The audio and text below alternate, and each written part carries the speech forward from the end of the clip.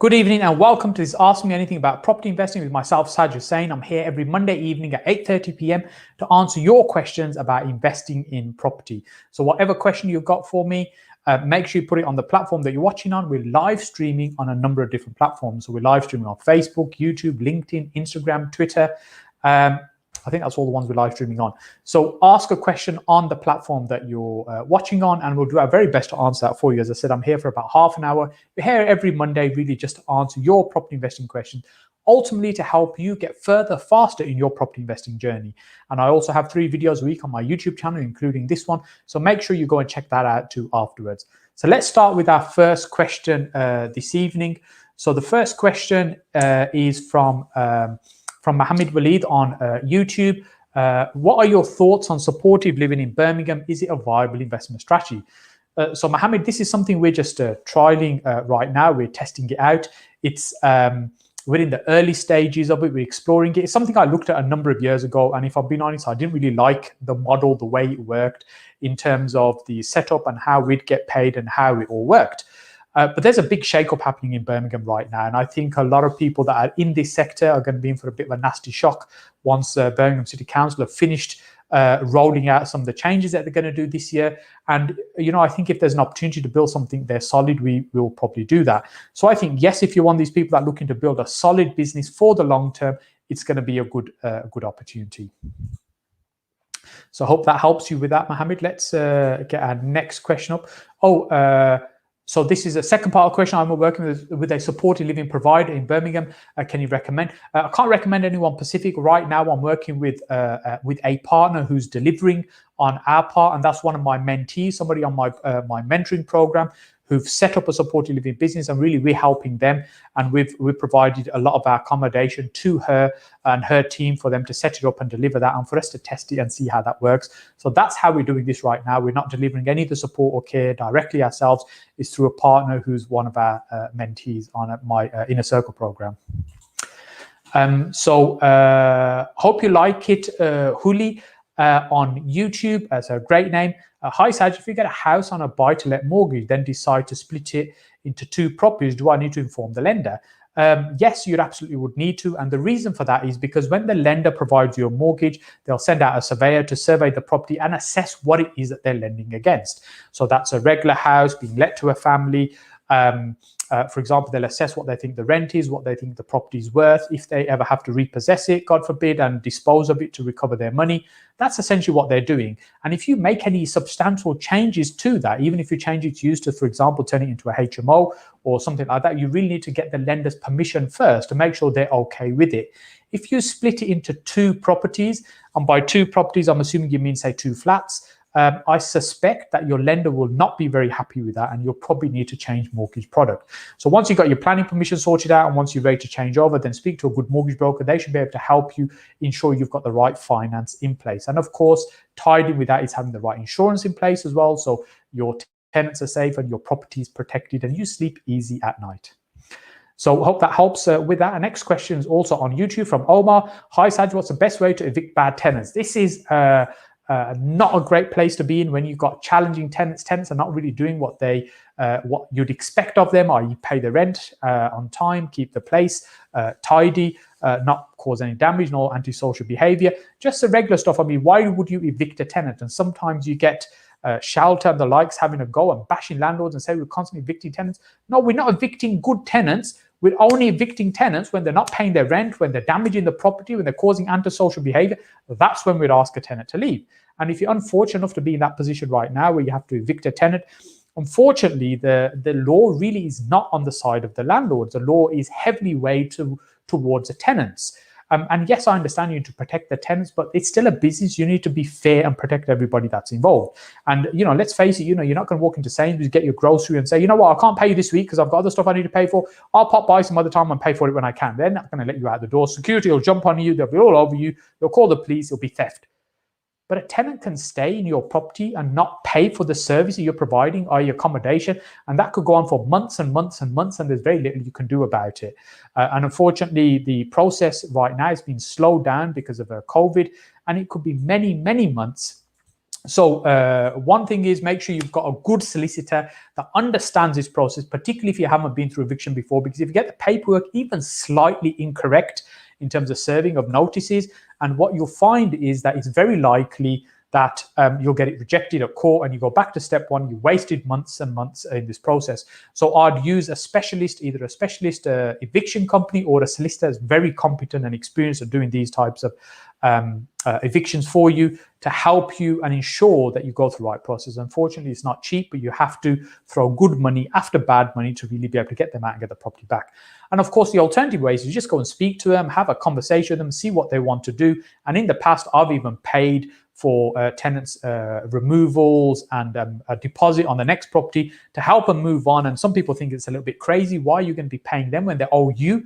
But ultimately, it means if I can get the property back and I can move on, then that's just part of business. And we also pursue that particular tenant through the courts in terms of debt, which is separate to eviction. So believe me, they don't get away with it completely, because we'll definitely get a CCJ. First of all, the next time they try and get credit, or if they ever get a reference request, it's not going to help them going forward.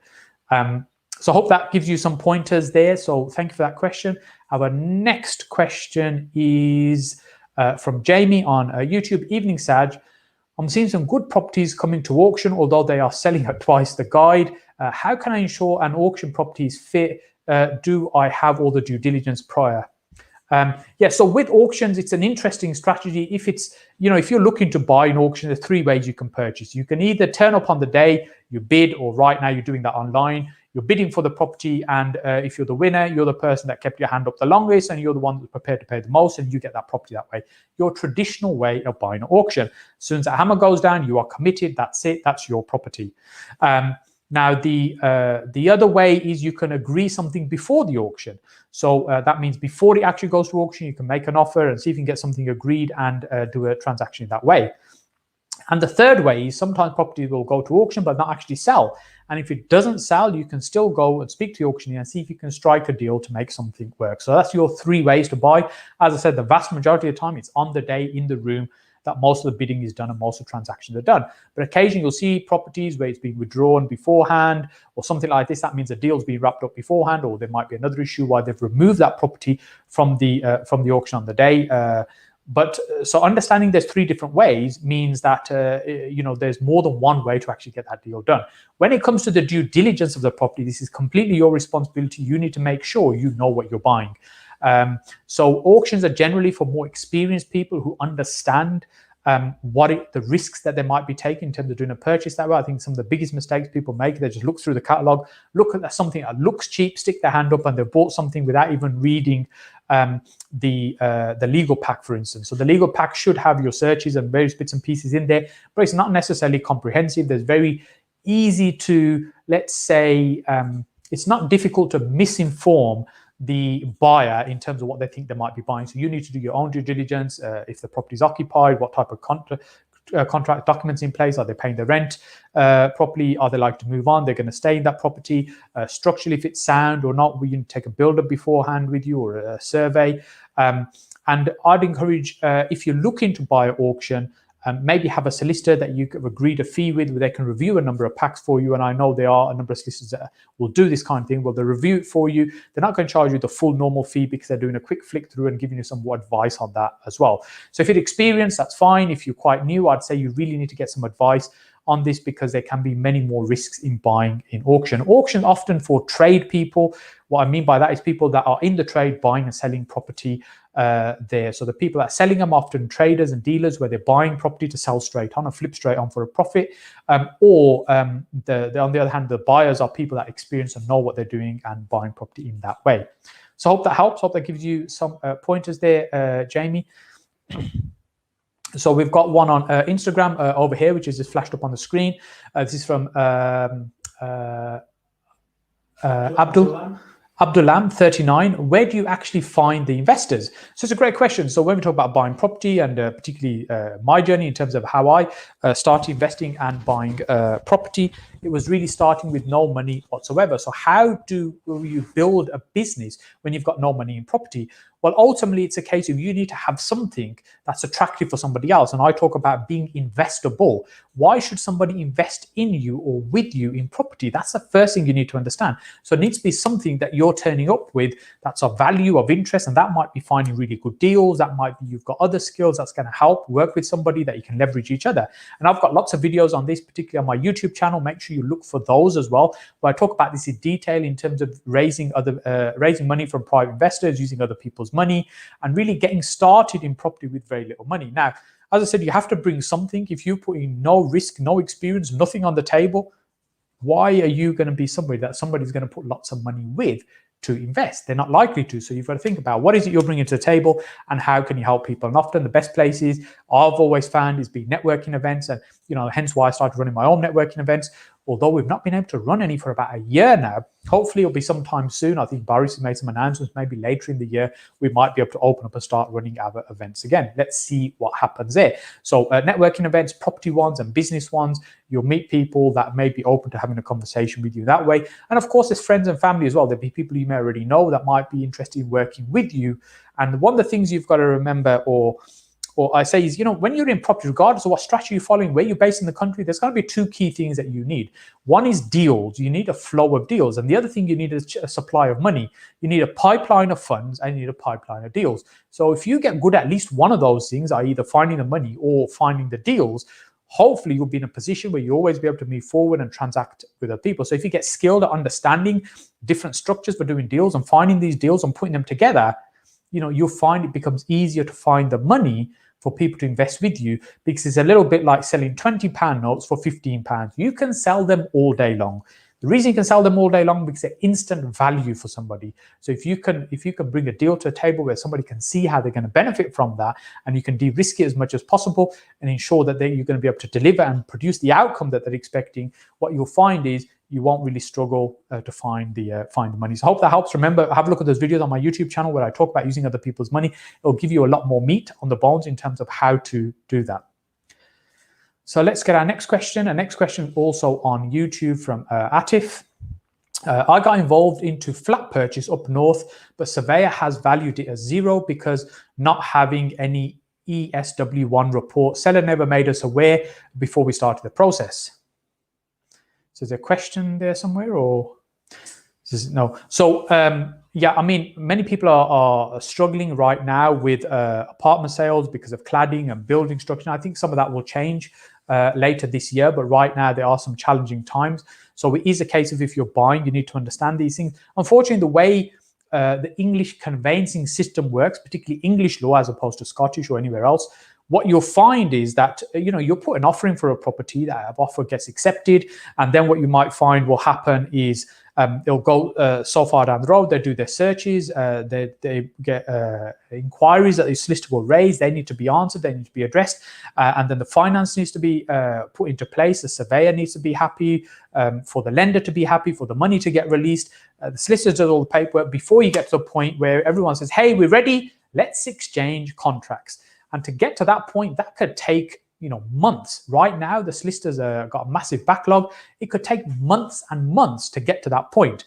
And then what could happen is something happens on the seller side, on the buyer side, and they change their mind and they decide, hey, presto, they don't want to go ahead anymore. And I've just had one of those last week, which is really frustrating because it gets to the very end and then something's happened or something's come up and they've decided not to continue with that particular transaction. And that's a pain in the butt because you've incurred all the costs and everything there as well. So it's the same thing on the other side as well. If you're buying property, you're spending all this money, you're paying for the solicitors and surveys, and paying for mortgage broker fees, etc., and you're paying for all these things. And for whatever reason, it gets to the end and you decide you're not going to pursue that deal and not going to complete with it. You don't have to, because your offer was made subject to contract. And so when you see sold boards, it says SSTC, sold subject to contract. Essentially what they're saying is that yes, an agreement has been reached for somebody to purchase his property, but now they've got to go through all the legals, make sure everybody's happy, and then at the other end, completion will occur. Now, what that also means is that there's a risk deals can fall out of bed. And unfortunately, in this country, it's usually about 1 in 3, 1 in 4, most probably, will fall out of bed and never reach completion. That means because the offer's been accepted, it's sold subject to contract, but it will never actually get to the point where that transaction completes, and it will probably fall out of bed and come back on the market again.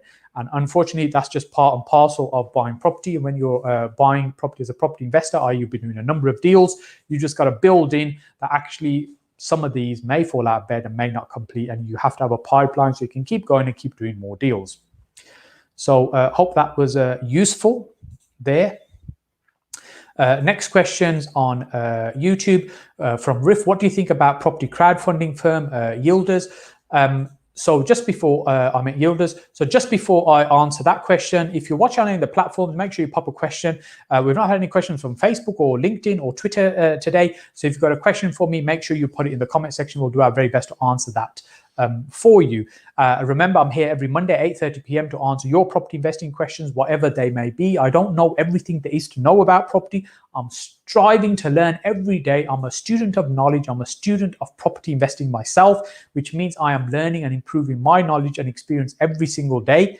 But I have 15 years of it, which I'm happy to share with you. And make sure you check out the YouTube channel as well, where we have 3 videos a week there. And I just want to say here, take the opportunity to say absolutely thank you so much for all your support on that channel. We've hit 14,000 subscribers there today. So I want to say thank you for that as well. So coming back to the question regarding Yielders, what is Yielders? Yielders is a crowdfunding platform.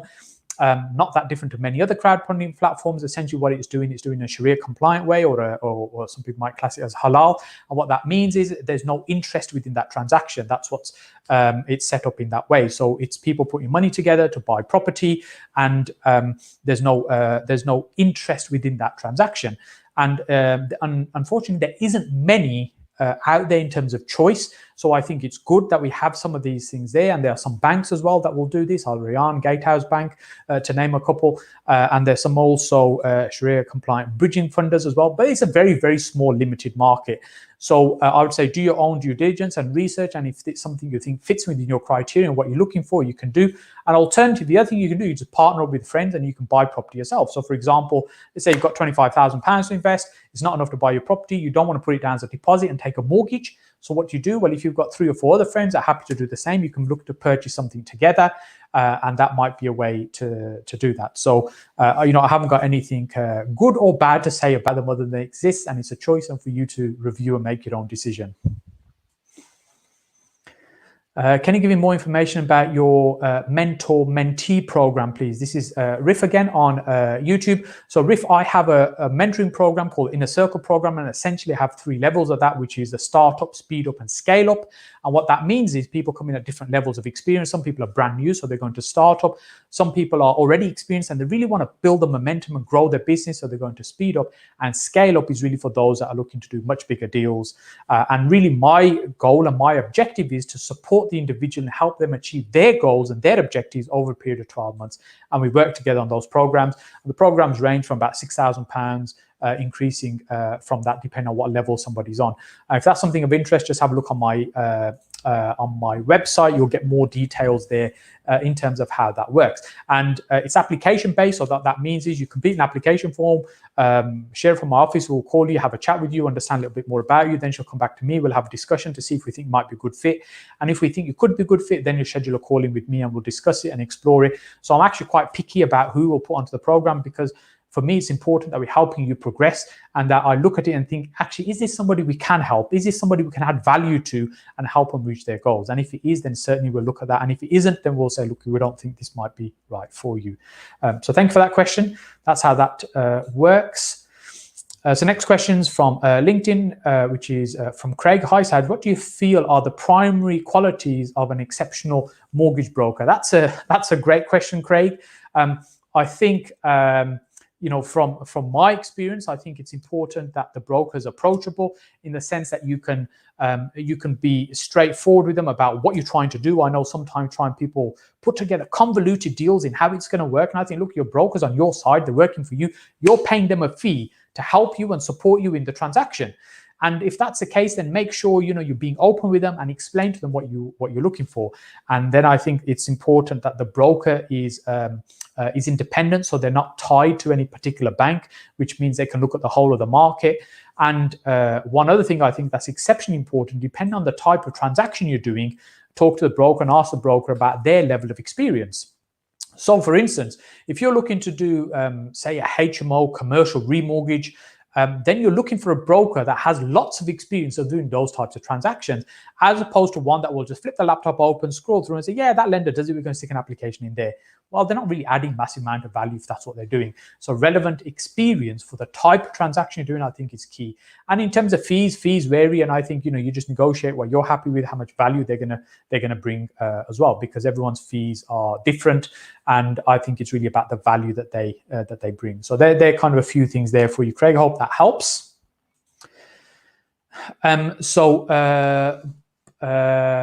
I'm not even going to attempt to pronounce names, so my apologies in advance. So the question on Facebook: how did you transaction from landlord to developer? So this is it's a good point and a good question. So a landlord, what is a landlord? A landlord is primarily an investor. What that means is that you buy an asset. That means you now can use that asset to control that asset to make money for you. So in our case, it's rental income and capital growth over time. So as a landlord, that's how we make money. So effectively, we're an investor, and it's passive to an extent. So what that means is you're not there working every day. You don't have to get up at 9 o'clock every day to go to the house to make sure the tenants are there and everything's working, and then they're going to pay you and you have to do some work and clean the garden and stuff. No, it's passive because you make an investment and that investment pays you a return. As a developer, what you're doing is you're creating assets that don't exist. So you're taking a piece of land and you're investing money in that in terms of building something there, which now has a value that you're going to sell and take a profit on. So it's more of a trading activity. So the type of business is quite different, although the end result is home. So that's the same. But the type of project you do and how you do those projects can vary.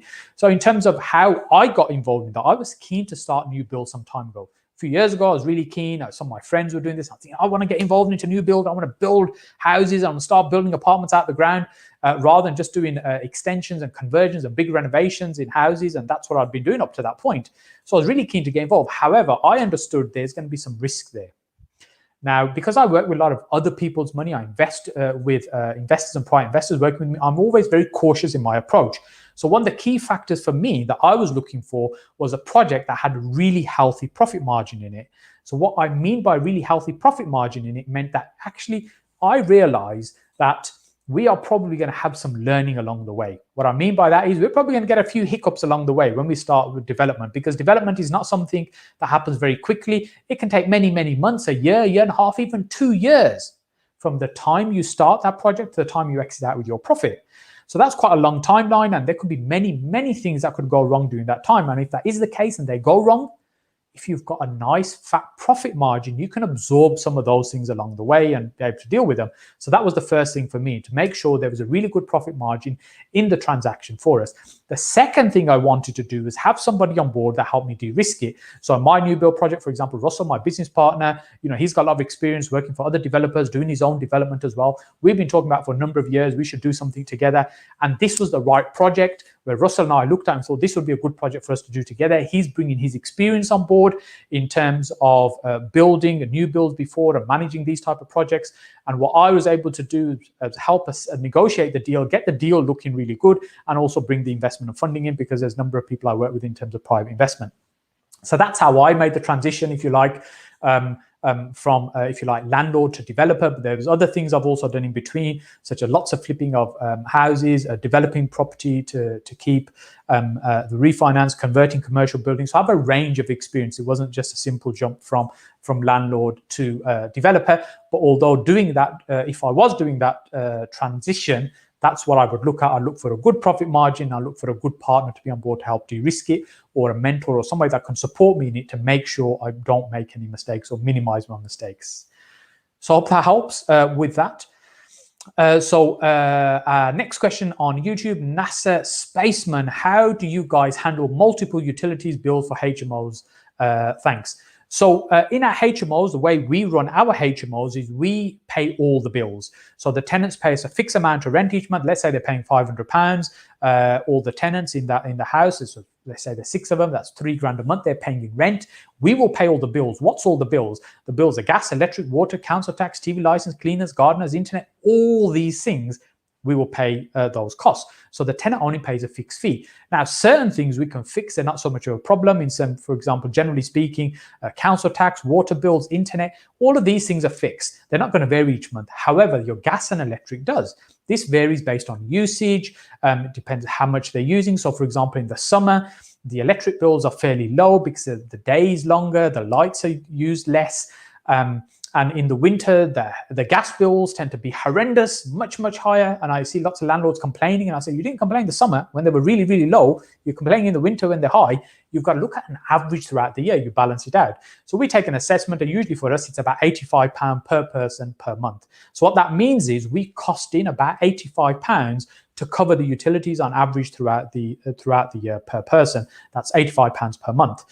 And so that's really how we manage it. So we have all the bills, and we also pay for gas and electric based on actual usage. So what some people I've seen make this, what I believe is a mistake, what they'll do, they'll sign up to a provider, a gas or electric provider, and they'll estimate what they think the usage will be, or the provider will estimate it, and it might be way, way off.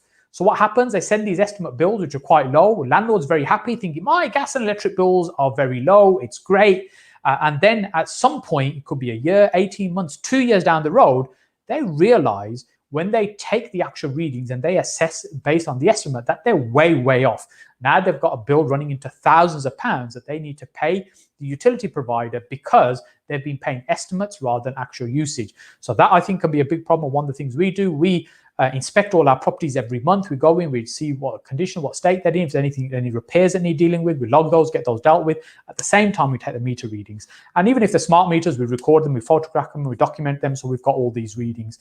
So what that means is that we can manage our utilities in that way. And then, you can sign up to, say, if you've got several properties, you can sign up to one provider, cut a deal with them in terms of what they will charge you for the usage. I hope that helps. I hope that answers your question there. Is this our last question? Oh, no? Okay. So this is not our last question. This is from Marcia on YouTube. Hi, Saj, do you always use CCTV in your HMOs? Does it help to stop any issues in the properties? Marcia, this is a great question. So we've been using CCTV for a number of years in our HMOs. Why do we use CCTV and where do we use them? Well, firstly, in terms of location, what we do, we have them on the outside of the properties, at the front and the back. So it's a bit of peace of mind and security. You know who's coming in and out of the property. And we have them in the communal areas, such as the hallways, kitchen, etc. And the reason we have them in these, not in the bathrooms, by the way. The reason we have them in these areas is, one is it gives the tenant peace of mind and security that there's CCTV in the house and around the property. So if there's ever an issue or whatever, then there's that degree of support and protection available for them. And obviously, when people are aware that there's CCTV around, they're a bit more conscious in terms of what they're doing, and hopefully not doing anything stupid, like getting drunk and smashing the TV or anything like that. Now, if there is a problem, it means we can go back to the CCTV and revert to that if there's an issue there. So from a security point of view, in terms of theft, and also security in terms of personal security for the individuals that are living there. And so really also acts as a deterrent for problems occurring in the house, because they know that the CCTV is on. So do we sit there all day watching the CCTV? Do we have these monster screens with the CCTVs on all the houses? No, we don't. We're not really interested what the tenants are up to. But what everything is done is recorded, and we have remote access to everything. So if there's an issue, we can log into that particular CCTV unit and we can check what happened at that point, what was the issue. And often, more than not, it's usually if something's happened outside, the police come knocking on the door asking for the CCTV footage because something happened outside, and they can see that we had CCTV at the property and that we might have captured something just outside. So that's how we use the CCTV. I'm a big fan of it. We used it for quite a long time in a lot of our HMOs. Probably not all of them, but most of them we tend to use these. So it's our next question. Our next question is our last question. And just before I do this question, if you've been enjoying this, make sure you put a comment in the comment section below what you like about these videos. Because I'm thinking about changing the format. I'm not really sure. If there's something you'd like me to do different during the session that we have Monday 8:30 to 9 p.m. just let me know. Put it in the comment section below. We'll look at those and see what suggestions people have and how we can improve this. So let's get the question back up on screen, Khalid. So a question from Hussain on YouTube. Hi Saj, do leaflet handing out to buy B&B properties if handing out work? Yes, of course. Thank you very much. Thank you for pointing that out, Khalid. If yes, what's the average phone calls per 10,000 leaflets? Thank you. So, Hassan, just to be transparent, I haven't done any large leafleting volume recently, but many years ago, kind of during the last crash in the marketplace, I did a lot of leaflets. I would print out about 100,000 leaflets at a time, and I would get them put through the doors. Now, printing 100,000 leaflets and having a massive pallet turn up on your door is a bit daunting to look at. But the biggest challenge is getting those leaflets through the letterbox. And we used to use lots of leafleters, and sometimes we get phone calls saying, "I've had your leaflet." I would say, "Oh, great, okay. No, we've had a lot of your leaflets dumped in our front garden. Can you come and clear it up?" So, we'd get problems like that, and, leaflets being thrown away, going in the bin, leafleters saying they've delivered them when they haven't. And, so there's issues around delivering large volumes. But the thing with this type of strategy is you're effectively carpeting bombing an area. That's what you're doing. You're just blasting leaflets out to as many people as you can. And when you think about marketing, there's a lot of different stages you have to consider. So the effectiveness is not the fact you're doing the leaflets. The effectiveness is, what's the message on the leaflet? Who's it targeted at? Is it sent to the right type of property and the demographic? Are those type of people there that it's going to suit? Is it actually even delivered? And what happens when they respond to that message as well? How does the message come across when it's said? All of these factors are going to impact on your conversion and the number of calls that you get. So, for example, when I was doing specifically B&B, as you talked about, because that's not something I would do right now because I don't think it's that market. But when I was doing this previously, a lot of the message was generally pay cash for your property. If you need to sell, we can buy fast and pay cash and buy fast. That's essentially the type of message that we are putting out there. And then also when we're looking at lease options, it might have been we can pay above market value.